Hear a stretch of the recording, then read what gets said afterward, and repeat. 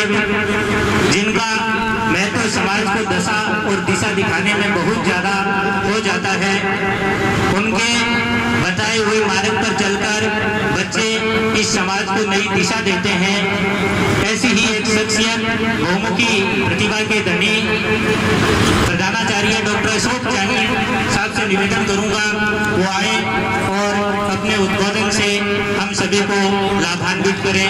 Doctor Ashok जी जाने श्रद्धा भाव जरूर रही होगी और विश्वकर्मा जी की कृपा तो निश्चित रूप से रही होगी कि जो हमारे समाज को एक नई दिशा और उमंग दे रहे हैं। मैं सम्मानित मंच का ध्यान आकर्षित करना चाहूंगा कि बड़ा अच्छा लगता है आजकल सीकर रेजिडेंस है मेरा, और वो प्रतिभाओं को तराशने की यूं मानो आजकल एक फैक्ट्री बन गई है।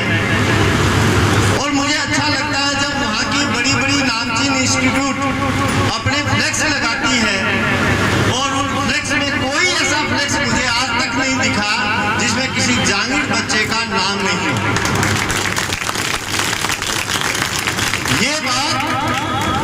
ये बात हमारे लिए, हमारे समाज के लिए गौरव करने वाली बात है।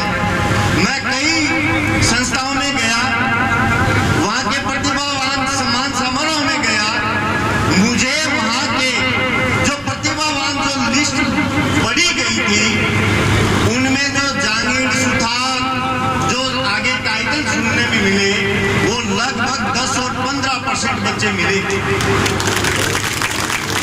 जमाना बदल रहा है, समाज की दिशा और दशा भी बदलने वाली है। ये जो आज कार्यक्रम तारानगर की इस धरा पर आप और हम सबके प्रयासों से किया गया है, ये निश्चित रूप से एक मील का पत्थर साबित होगा। मैं ALJ शिक्षाविद समस्त आयोजकर्ताओं को, मेरे समाज बंधुओं को इसके लिए कोटि से आभार व्यक्त करता हूं कि ये कार्यक्रम, ये शुरुआती पहवान और बढ़कर इतने बड़े विशाल मंच पर कायम हो जाए कि प्रतिभाओं का मान और सम्मान करने के लिए पंडाल छोटा पड़ जाए। क्योंकि शुरुआत है, कई प्रकार की कमियां रह गई होगी हमसे, लेकिन हम सुधार उसमें करना चाहेंगे। मेरा आयोजकों से ये आग्रह रहेगा कि हम किसी क्षेत्र विशेष में प्रतिभा ना देखें। प्रतिभा का मतलब होता है वो हर क्षेत्र में अपना योगदान दे सके, चाहे वो मेडिकल में हो, चाहे वो एजुकेशन में हो, चाहे वो किसी सामाजिक सेवा में हो, चाहे वो किसी नौकरी में हो, चाहे किसी स्टार्टअप में हो। सब में हमें उन प्रतिभाओं को तलाशना चाहिए, क्योंकि समाज सबसे मिलकर बनता है। किसी एक पद से नहीं, किसी एक नौकरी से नहीं, किसी एक धर्म से नहीं। हम अलग अलग क्षेत्रों में नहीं बंटे।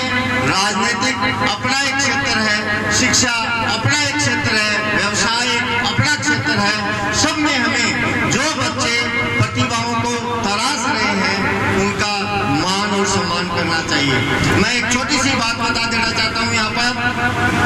समाज की व्यवस्था ठीक उस प्रकार से होती है जिस प्रकार से एक भरी हुई बस आ रही है, चढ़ने के लिए कोई जगह नहीं है, लेकिन वहां खड़ी हुई सवारी जब चढ़ने की कोशिश करती है तो जो बस के अंदर जो सवारी होती है वो उसको चढ़ने नहीं देती, कोशिश करती है कि ये नहीं चढ़े। लेकिन जब वो सवारी चढ़ जाती है बस में, चढ़ने के बाद वही सवारी उसी रूप में वापस आ जाती है कि अगले स्टेशन पे और लाइन चढ़े। समाज में ऐसी व्यवस्था होती है।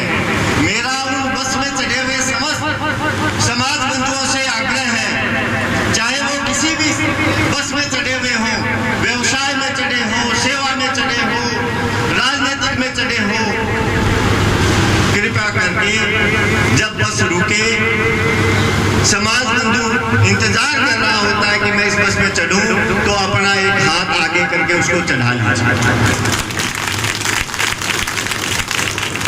फिर देखिए समाज की सरोकास्ता क्या होगी।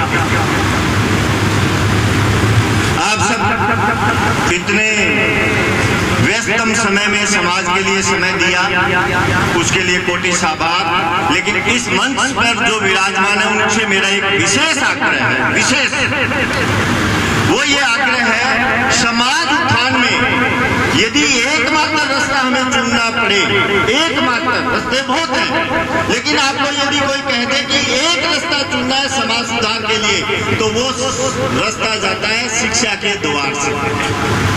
मात्र एक रास्ता है शिक्षा का द्वार।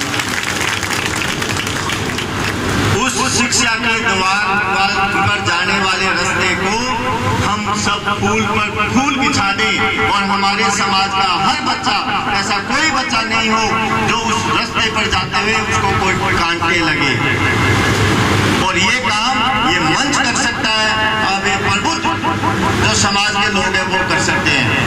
विशेष आग्रह ये है कि इस तारानगर धरा पर यदि कोई ऐसी छात्रावास की व्यवस्था हो जाए जिसमें दूर दराज के समाज के बंधु पढ़ने की कोशिश करें, उनको पढ़ने के लिए अच्छा स्थान दे दें, अच्छी व्यवस्था दे दें, तो वो एक पढ़ा हुआ बच्चा समाज के लाख पढ़े हुए बच्चों से, अनपढ़े बच्चों से आगे हो जाएगा।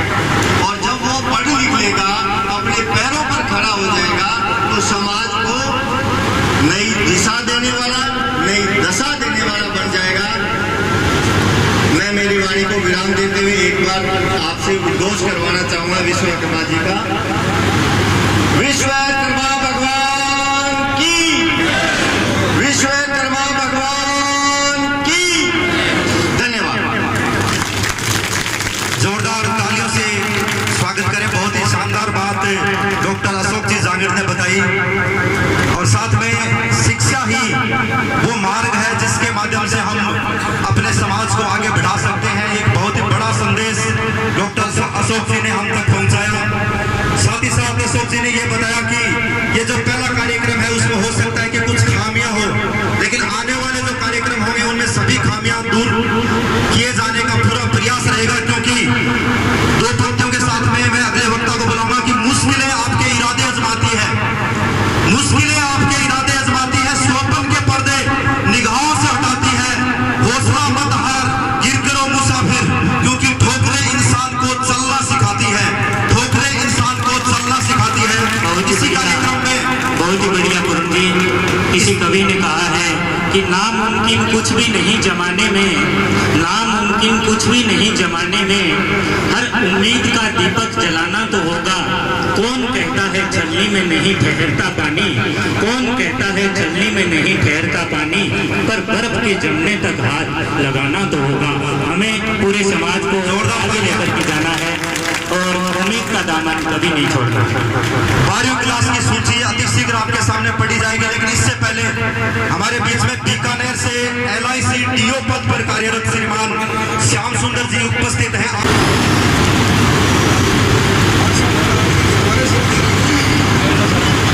सभी समाज बंधुओं से एक विनम्र आग्रह रहेगा कि अपनेपन की टूटे नहीं ये डोर देखिए, अपनेपन की टूटे नहीं ये डोर देखिए, जहां रोशनी पहुंची नहीं उस ओर देखिए, जहां रोशनी पहुंची नहीं उस ओर देखिए। फासला ज्यादा नहीं है तामसी इस रात का, फासला ज्यादा नहीं है तामसी इस रात का, हो रही है किस्ती से बस भोर देखिए। मैं निवेदन करूंगा श्री श्याम सुंदर जी से, बहुत ही प्रखर वक्ता